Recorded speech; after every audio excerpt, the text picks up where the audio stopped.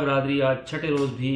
اپنا دھرنا دیے بیٹھے ہیں اور مسلسل وہ وزیر اعظم عمران خان کا انتظار کر رہے ہیں کہ وہ آئیں گے تو اس کے بعد پھر ہم تدفین کریں گے. لیکن آج وزیر اعظم عمران خان کی طرف سے واضح اعلان کر دیا گیا ہے، اور وہ اعلان یہ ہے کہ اب وہ اس دھرنے میں اس وقت تک نہیں جائیں گے جب تک تدفین نہیں ہو جاتی. اور وزیر اعظم عمران خان کی طرف سے یہ کہا گیا ہے کہ آپ تدفین کریں تو اس کے بعد میں آپ سے ملاقات کے لیے، تعزیت کے لیے، اظہار ہمدردی کے لیے آؤں گا، لیکن میں بلیک میلنگ میں نہیں آؤں گا. وزیر اعظم صاحب نے یہ لفظ استعمال کیا ہے کہ میں بلیک میلنگ میں نہیں آؤں گا. وزیر اعظم صاحب کے اس بیان پر شدید رد عمل آیا ہے. ہمارے ذرائع یہ بتا رہے ہیں کہ جیسے ہی وزیر اعظم عمران خان کا یہ خطاب دھرنے میں سنا گیا تو اس کے بعد وہاں پر لوگوں میں شدید غم و غصہ پایا جاتا ہے کہ ہم یہاں پر اپنے پیاروں کی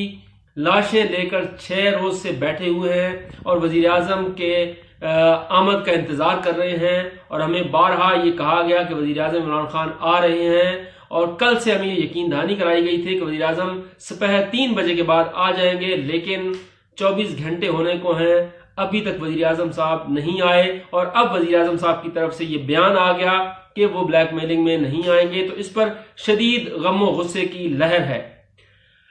اس کے ساتھ ساتھ آپ کو یہ بتاتا ہوں کہ جب وزیر اعظم عمران خان نے یہ سٹیٹمنٹ دیا ہے تو اس کے بعد اپوزیشن کی طرف سے بھی شدید رد عمل سامنے آ رہا ہے، اور یہ بیانات سامنے آ رہے ہیں کہ وزیر اعظم عمران خان کو اپنے الفاظ واپس لینا ہوں گے اور انہیں ہزارہ برادری سے معافی مانگنا ہوگی. وزیر اعظم عمران خان نے اپنے خطاب میں یہ ضرور ذکر کیا کہ ہزارہ برادری کے ساتھ بہت ظلم ہوا ہے، خصوصاً گزشتہ 20 سالوں میں ان پر بہت زیادہ تشدد بھی ہوا اور ان کے افراد کو قتل بھی کیا گیا، نسل کشی کی گئی. لیکن اس کے ساتھ ساتھ انہوں نے یہ بھی کہا کہ جس طرح سے وہ دیگر اپوزیشن کے بیانات پر اور ان کے دھرنوں پر اور ان کے احتجاج پر بلیک میلنگ میں نہیں آتے، تو اسی طریقے سے یہ شرط بھی نہ رکھی جائے کہ وزیر اعظم آئیں گے تو تدفین ہوگی، میں اس بلیک میلنگ میں نہیں آؤں گا. یہ وہ الفاظ ہیں جو وزیر اعظم عمران خان نے ادا کیے ہیں، کیونکہ بعض اوقات جب کوئی بھی شخصیت، کوئی بھی سیاسی رہنما، کوئی بھی مذہبی رہنما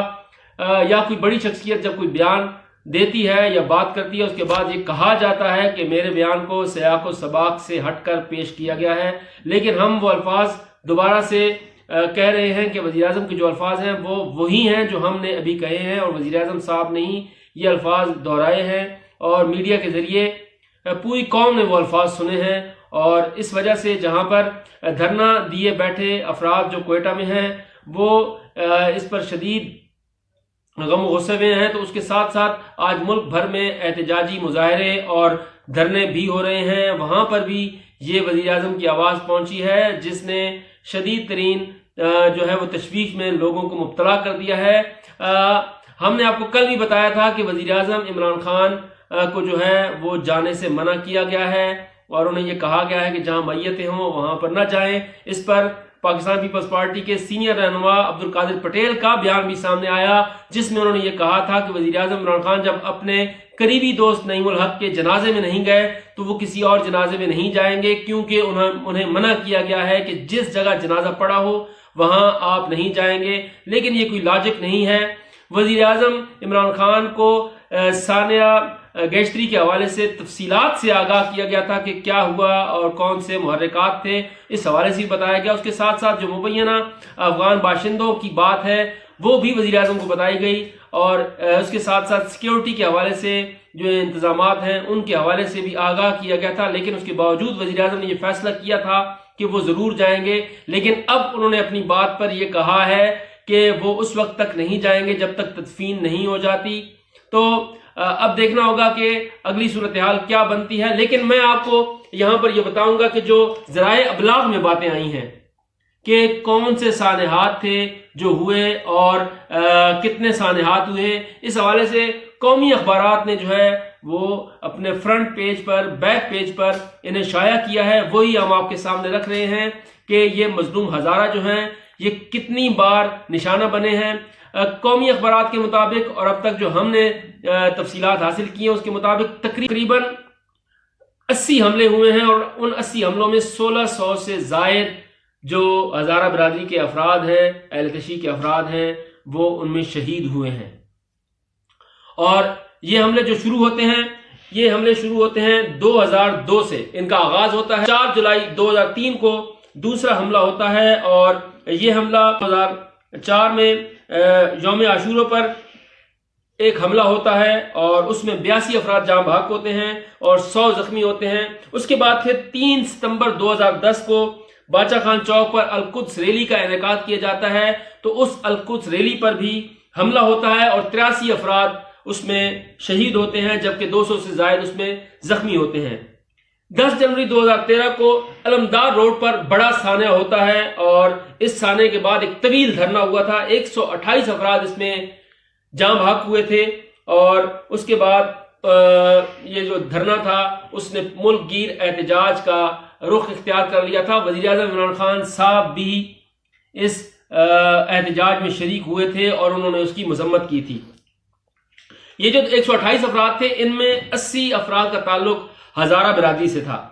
16 فروری 2013 کو ہزارہ ٹاؤن کرانی مارکیٹ میں حملہ ہوتا ہے اور اس میں 113 افراد شہید ہوتے ہیں اور 200 سے زائد زخمی ہوتے ہیں۔ 2013 میں 30 جون کو ہزارہ ٹاؤن میں خودکش حملے ہوتے ہیں جس میں 57 افراد شہید ہو جاتے ہیں، اور 2014 میں مستونگ کے علاقے درینگڑ میں تفتان سے آنے والی زائرین کی بسوں پر خودکش حملے اور فائرنگ سے 42 افراد شہید ہو جاتے ہیں۔ 80 سے زائد حملوں میں 1600 سے زائد جو ہزارہ برادری کے افراد ہیں وہ شہید ہوتے ہیں۔ تو وزیر اعظم عمران خان صاحب دہشت گردی میں جاں بحق ہونے والے افراد اپنے لواحقین کے ساتھ صدائے احتجاج بلند کر رہے ہیں، اور وہ صرف ایک بات کہہ رہے ہیں کہ ہمیں انصاف فراہم کیا جائے۔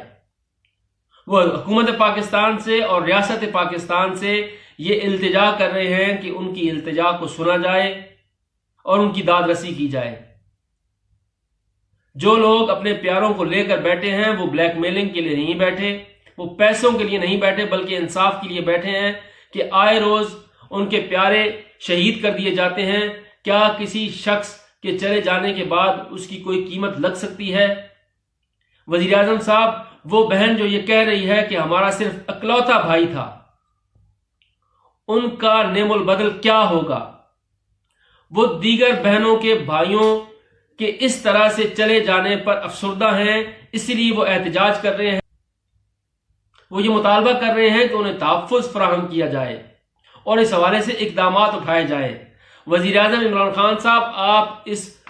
ملک کے وزیر اعظم ہیں، ریاست کے وزیر اعظم ہیں، اور آپ کی ذمہ داری ہے کہ آپ لوگوں کو تحفظ فراہم کریں۔ ریاست مدینہ کا سب سے پہلے نعرہ بھی آپ نے لگایا، اور ریاست مدینہ میں لوگوں کو انصاف فراہم کرنا بھی آپ کی ذمہ داری ہے۔ ریاست مدینہ کی جب آپ بات کرتے ہیں تو پھر آپ کو خلیفہ دوم حضرت عمر کا وہ قول بھی یاد ہونا چاہیے جس میں انہوں نے کہا تھا کہ اگر فرات کے کنارے ایک کتا بھی مر جائے گا تو اس کا جواب عمر کو دینا پڑے گا۔ تو وزیر اعظم صاحب، یہاں پر درجن کے قریب لوگ شہید ہوتے ہیں، اور وہ شہداء کے وارثان وہاں پر بیٹھتے ہیں اور دہائی دیتے ہیں۔ پہلے 2 روز تک صوبائی حکومت کی طرف سے بالکل رابطہ ہی نہیں کیا جاتا، اور جو کیا جاتا ہے وہ بالکل مائنر ہوتا ہے۔ آپ کے وزیر اعلیٰ